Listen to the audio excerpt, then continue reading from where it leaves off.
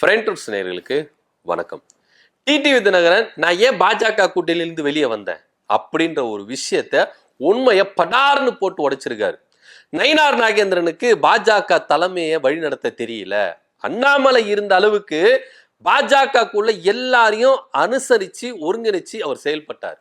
ஆனா எப்போ பாஜக தலைமையில இருந்து அண்ணாமலை தூக்கி விசிறடிக்கப்பட்டாரோ, நயினார் வந்தாரோ, நயினாருக்கு அந்த தகுதி இல்லை. நயினார் பண்ண பல வேலைகளாலதான் ஓபிஎஸ் வெளியே போனாரு. இப்போ நானும் வெளியே வரேன் அப்படின்ற ஒரு உண்மையை படார்னு ஓப்பனா டிடிவி தினகரன் தெரிவிச்சிருக்காரு. இது பாஜகவின் மத்தியிலும் பாஜகவின் கூட்டணியில் இருக்கிற கட்சிகள் மத்தியிலும் பெரும் சலசலப்பை ஏற்படுத்தியிருக்கு. ஏன்னா கொஞ்சம் பிளாஷ்பேக்கு வந்தோம்னா, நயினார் நாகேந்திரன் அதிமுக இருக்கும் பொழுது டிடிவி தினகரன், சசிகலா, ஓபிஎஸ் இவங்க 3 பேரும் செஞ்ச காரியத்தினால இப்போ ரிவெஞ்ச் எடுத்திருக்கிறாரு டிடிவி தினகரன் அப்படின்னு தான் பேசப்படுது. ஏன்னா ஜெயலலிதா இருக்கும் பொழுது நம்பிக்கைக்குரிய ஒருவரா நயினார் நாகேந்திரன் இருந்தார். என்னதான் ஒரே சமுதாயமா இருந்தாலும் சசிகலா அவர்களுக்கு இவரு கீழ்ப்படியில, சசிகலா அவருடைய வழிக்கு இவர் வரல, ஓபிஎஸ்ஐ வைத்து நயினாரை டேமேஜ் பண்ணாங்க அப்படின்ற விவகாரம் அதிமுகல அப்போதைக்கு பேசப்பட்டிருந்தது.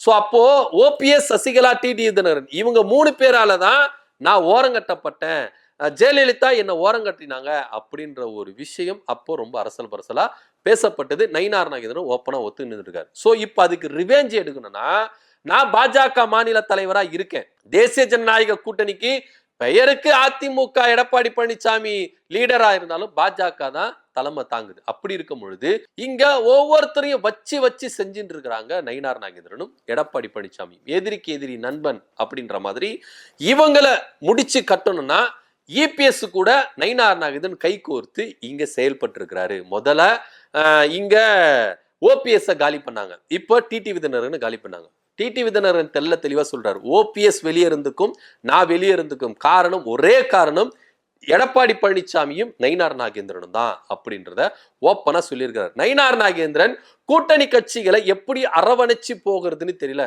அண்ணாமலை இருக்கும்போது சூப்பரா இருந்தது, அவரு அண்ணாமலைக்கு சப்போர்ட் பண்றாரு.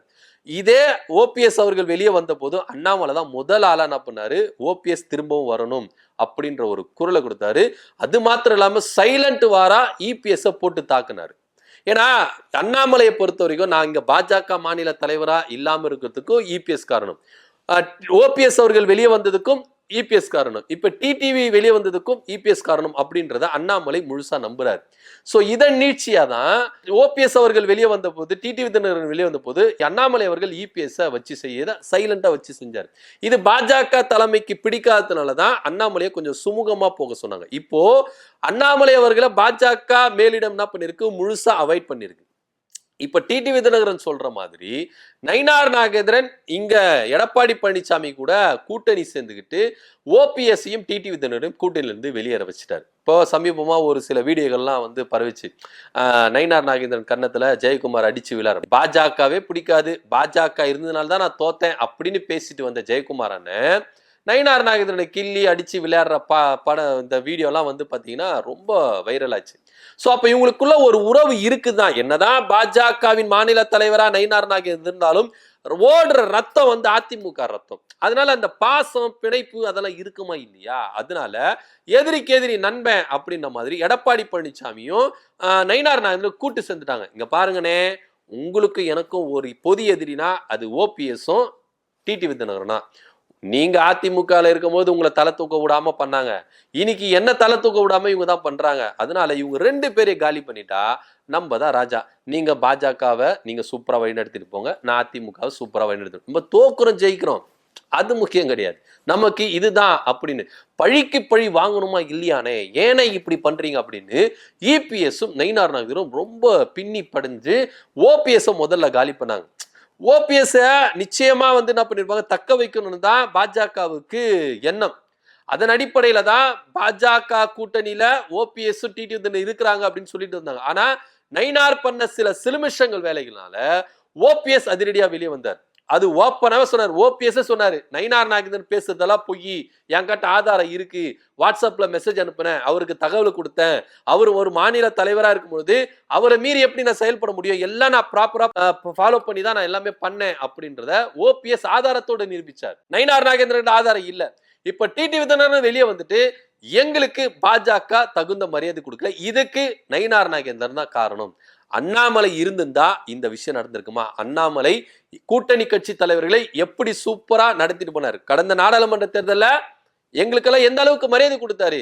எங்களுக்குன்னு ஒரு ஓட் பேங்க் இருக்குதுங்க, அந்த ஓட் பேங்கை மதிச்சு அண்ணாமலை அவர்கள் சூப்பரா இருந்தார். ஒரு அமைப்புக்கோ ஒரு இயக்கத்துக்கோ ஒரு கட்சிக்கோ ஒரு கழகத்துக்கோ ஒரு ஓட் பேங்க் இருக்குதுன்னா, ஒரு சமுதாய வாக்கு இருக்குதுன்னா அவங்கள அண்ணாமலை அவர்கள் செதற விட மாட்டாரு.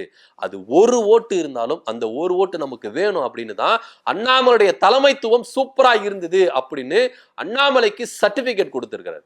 ஆனா இதே தலைமை நயினார் நாகேந்திரனுக்கு இல்ல. Nainar Nagendran full and full revenge எடுக்கிறாரு. இது இங்க வந்து பாத்தீங்கன்னா இப்ப ரிவெஞ்ச் எடுக்கிற நேரம் இல்ல, பொது எதிரியான திமுகவை வீழ்த்துறது. ஆனா அதுக்கு நாங்க தயாரா இருக்கோம். எங்களுக்கு எடப்பாடி பழனிசாமி எவ்வளவு துரோகம் பண்ணியிருக்கிறாரு, எவ்வளவு விஷயங்கள் அவர் எங்களுக்கு எதிராக செஞ்சிருக்காரு. ஆனா இருந்தாலும் கூட்டணி அப்படின்னு வரும்போது அவர் அனுசரிச்சு தானே நாங்க என்ன பண்றோம், செயல்படுறோம். வெற்றிக்காக தானே நாங்க என்ன பண்றோம், உழைக்கிறோம். எல்லாத்தையும் மறந்து வாங்க எல்லாம் ஒண்ணு சேருவோம் அப்படின்னு சொல்றோம்.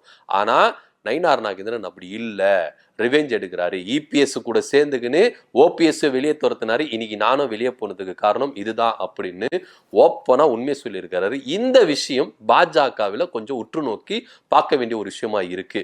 ஒருவேளை டெல்லி பாஜகவும் அண்ணாமலையை ஒதுக்குது, டிடிவி தினகரனும் ஓபிஎஸ் அண்ணாமலை தலைமை எதிர்பார்க்கறாங்க. ஒருவேளை இவங்க 3 பேரும் சேர்ந்து ஒரு அணியா மாறுவாங்களா அப்படின்னும் தெரியல. காலப்போக்கில் தான் அது வெளியே வரும். ஏன்னா அரசியல் களம் பயங்கரமா மாறிட்டு இருக்கு.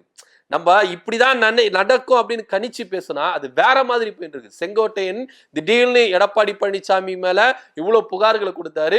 அடுத்த நாளே எடப்பாடி பழனிசாமி அதிரடியா நீக்கி இருக்கிறாரு. என்னப்பா நடக்குது அதிமுக கோல அப்படின்னு யோசிக்கிறதுக்குள்ள இந்த பக்கம் டிடிவி தினகரன் நயினார் நாகேந்திரன் மேல இந்த அளவுக்கு பழிய போறாரு. நயினார் நாகேந்திரன் இப்படி எல்லாம் பண்ணுவாரா அப்படின்னு சிந்திச்சா பண்றதுக்கு வாய்ப்பு உண்டு. ஏன்னா அப்போ நடந்ததுக்கு இப்போ ரிவெஞ்ச் எடுக்கிறார் நயினார் நாகேந்திரன் அப்படின்ற ஒரு விஷயம் பார்க்க வேண்டிய பேச வேண்டிய ஒரு விஷயமா தான் இருக்கு. ஸோ என்ன வேணா நடக்கலாம். அண்ணாமலையை கார்னர் பண்றதுக்கு பாஜக தலைமை முடிவாயிருச்சு. எது வரைக்கும் தான் பொறுத்திருக்க முடியும்.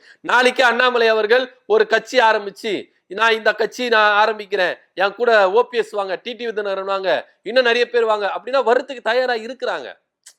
நடக்கிறதுக்கு வாய்ப்பு இருக்கு. என்ன வேணா நடக்கலாம் அரசியல்ல அப்படின்ற ஒரு புள்ளியில தான் பார்க்க வேண்டியது. நேத்து வரைக்கும் செங்கோட்டையன் அதிமுக தவிர்க்க முடியாத ஒரு சக்தியா இருந்தாரு. இன்னைக்கு எடப்பாடி பழனிசாமி அதிரடியா தூக்கி விசிறடிக்கலையா, இவர் எனக்கு அதிமுகவிலேயே வேண்டாம் செங்கோட்டையன் அப்படின்னு. சோ என்ன வேணா நடக்கலாம், பொறுத்திருந்து பார்க்கலாம். ஆனா ஒரே ஒரு விஷயம், டிடிவி தினகரன் தெல்ல தெளிவா சொல்லிட்டாரு, நயினார் நாகேந்திரன் இருக்கிற வரைக்கும் இங்க கூட்டணி கட்சிகள் அனுசரிச்சு போக தெரியல, அவருக்கு தலைமையை ஒழுங்குபடுத்த தெரியல. அண்ணாமலை இருந்த வரைக்கும் எந்த பிரச்சனையும் இல்லை. ஆனா நயினார் நாகேந்திரன் இருக்கிற வரைக்கும் தான் நாங்க கூட்டணியிலிருந்து வெளியே வந்தோம். ஓபிஎஸ் இருக்கட்டும் ஆனா இருக்கட்டும் வெளியே வந்தோம். ஓபிஎஸ் போயிட்ட பேர் கூட நான் பொறுமையா தான் இருந்தேன். எங்களுக்கு அங்கீகாரம் கிடைக்கும், எங்களுக்கு தகுந்த மரியாதை கிடைக்கும் அப்படின்னு நான் அமைதியா தான் இருந்தேன். ஆனா நயினார் நாகேந்திரனுடைய கொடைச்சலின் காரணமாக, நயினார் நாகேந்திரன் செய்த சில்மிஷன் காரணமாக நானும் வெளியே வரேன் அப்படின்னு ஓப்பனா படார்னு சொல்லி இருக்கிறாரு. இந்த விஷயம் பாஜகக்குள்ள கொஞ்சம் சலசலப்பை ஏற்படுத்தி இருக்குது.